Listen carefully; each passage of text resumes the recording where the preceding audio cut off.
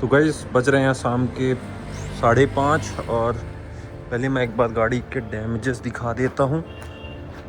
ये है अपना आगे वाला डैमेज जो बलिनो वाले ने ठोका था। ये यहाँ पे स्क्रैच है, ये इधर स्क्रैच है, ये थोड़ा सा ऊपर भी स्क्रैच है। और वैले पार्किंग में मैंने नागपुर में गाड़ी दी थी तो वहाँ पे ये उन्होंने नुकसान कर दिया था।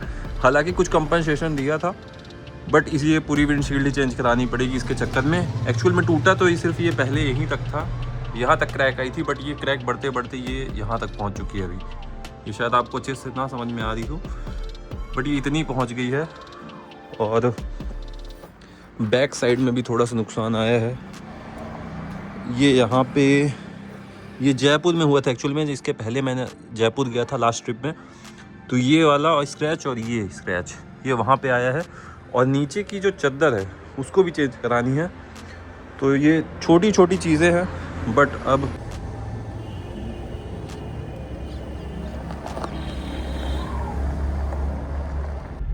बाकी भाई शाम का टाइम है और शोरूम भी जाना था अपने को इस काम के लिए। मैं सोच रहा हूँ 10 तारीख के पहले इस काम को निपटा दूँ, बट देखता हूँ अभी तो रेस्ट ही किया है 3-4 दिन। बाकी सोच रहा हूँ आज या कल या परसों चला जाऊँ, क्योंकि आज तो शाम ही हो गई है, आज तो कुछ होने नहीं वाला।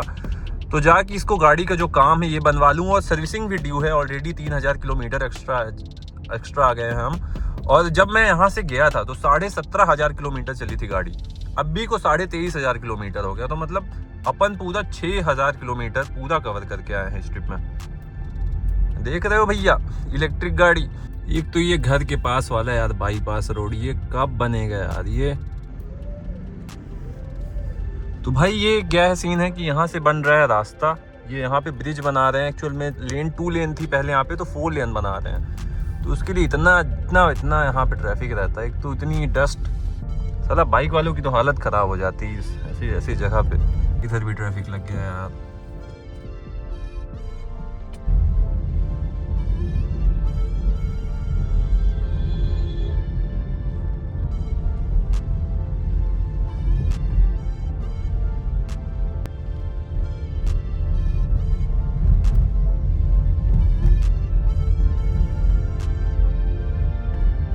तो साला ये बॉटल इतना आवाज कर रहा है यार, क्या बताया भैया। चलो भग चलते हैं यहाँ से, काम तो हो गया अपना। दाढ़ी वाड़ी अपनी सेट हो गई है बराबर। और मैं सोच रहा हूँ आज जिम चला जाता हूँ। वैसे भी 20 दिन तो गया नहीं, साला जिम भी बेकार ही है। साला फीस दे आता हूँ, जाने को मिलता ही नहीं है। साला फिर कहीं की ट्रिप बन जाएगी। तो चलो फीस जमा कर देते हैं आज, तो क्या फिर चल देंगे कहीं। साला जिम मेरे लिए चैरिटी बन गई है साला। जाओ डोनेट करो। देख रहे हो भाई कहाँ से जाना पड़ता है, कौन सी कॉलोनी होके साला जिम जाना पड़ता। साला ये किए थे ट्रैफिक से बचने के लिए, और यहाँ और गाड़ियाँ एकदम से आके कोई सामने से लगा देता, फंस जाती गाड़ी साला वहीं पे। तो भाई फाइनली अपने हम जिम पहुंच चुके हैं और मैं ये वाला बॉटल लेके जा रहा हूँ, क्योंकि जो शेकर था वो है आधे लीटर का, 400 ml की बॉटल है। तो उसको साला बार जाओ भरो, फिर खाली हो जाता, फिर उसको भरो, तो साला इसी में इंसान थक जाता है। इसलिए मैंने ये वाला बॉटल ले लिया। साला 1.25 लीटर का बॉटल है तो आराम से अपना काम चल जाएगा। तो भाई कम बैक हो गया है, वापस आ गए हैं जिम से। और एयर क्वालिटी इंडेक्स देखो एक बात, कितना ज़्यादा है यार। ये गाड़ी वैसे 255 तक ही शो करती है, बट ऑलरेडी इससे ज़्यादा नहीं बता सकती। तो बहुत ही बुरी एयर क्वालिटी है अभी देखो तो करीबन 1 घंटे जिम में रहे होंगे और बहुत बड़ा अच्छे से वर्कआउट किया, एकदम इंटेंस वाला फुल वर्कआउट किया। और बाकी बहुत दिन आए थे तो 1 घंटे ही किया, नहीं तो फिर मसल बहुत बुरा दुखती है। और अब मैं कोशिश किया करूँगा कि जितने दिन मैं यहाँ रहूँ, रीवा में अपने घर में रहूँ, तब तक मैं डेली कोशिश करूँ जाने का। जितने टाइम मिले, मतलब 24 घंटे के दिन में, मतलब सुबह से शाम तक जितने भी टाइम मिलेगा उतने टाइम मैं जिम जाने का ट्राई करूँगा। क्योंकि 3 हफ्ते ऑलरेडी मिस रहा, 2 हफ्ते तो अपन घूमते ही रह गए, फिर उसके बाद 1 हफ्ते रेस्ट किया। तो हेल्थ भी बहुत ज़रूरी है और थोड़ा खाने में कंट्रोल करूँगा, क्योंकि बाहर चले जाओ तो वैसे भी बाहर का ही खाना होता है। तो अभी कोशिश करूँगा। बाकी यहाँ से निकलते हैं अब, मार्केट साइड जाना है। ये पर्ची साड़ी की है, मम्मी के साथ आया था मैं परसों, तो उन्होंने साड़ी वाड़ी ली थी, तो बस उसी की पर्ची है। वहाँ से उठाते हैं, कपड़े उठाते हैं, फिर आगे चलते हैं। और मैं एक चीज़ बताऊंगा आपको कि मतलब इस टोटल ट्रिप में कितना खर्चा हुआ। मैं कैलकुलेट कर रहा था अभी, दीदी दीदी से थोड़ा संभाल के ही चलना पड़ेगा यार।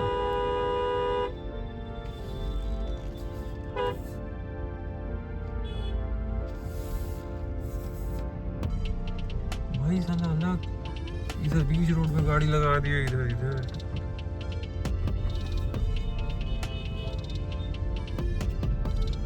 भाई साला दोनों साइड बीच में रोड गाड़ी लगा दी।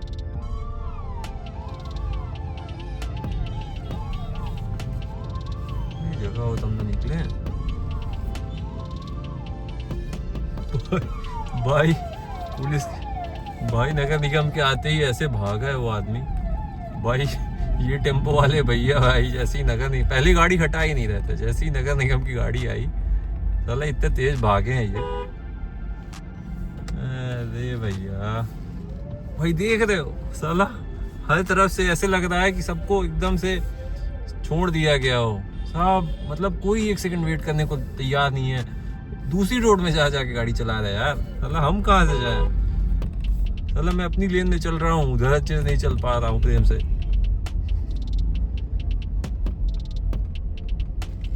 आओ आओ डाल दो भैया तुम भी बीच में ही, आओ आओ बढ़िया।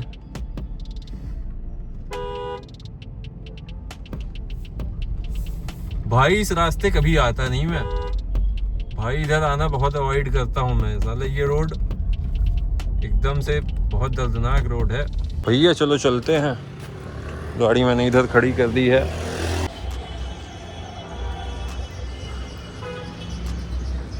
एक तो साला ये हुई करती नहीं है नगर निगम की गाड़ी, वहीं पे साहब जस्ट दुकान के सामने ही गाड़ी लगा के ले लेते हैं। बट ये है तो अब बजा लो, तुम भी बजा लो, साला कान में ही हाथ बजाओ। सामान वगैरह अपना आ गया है और ये रहा सामान। और देख रहे हो झोला भैया ने देसी वाला दिया है, वो मीम नहीं बना रासरी वाला, एकदम ब्रांडेड झोला दिया है भैया ने। भाई ये वाली रोड बहुत सही है, इसमें 2 लेन है अलग अलग, तो बहुत सही रहता है। नहीं तो उधर वाली लेन में इतना ज्यादा देखा आपने अभी पीछे कुछ देर पहले, भाई उधर वाले इधर आ जाते, इधर वाले उधर आ जाते। ये भी फंसा दिए। लो बोल रहे थे ना, बोल दो और बोल दो।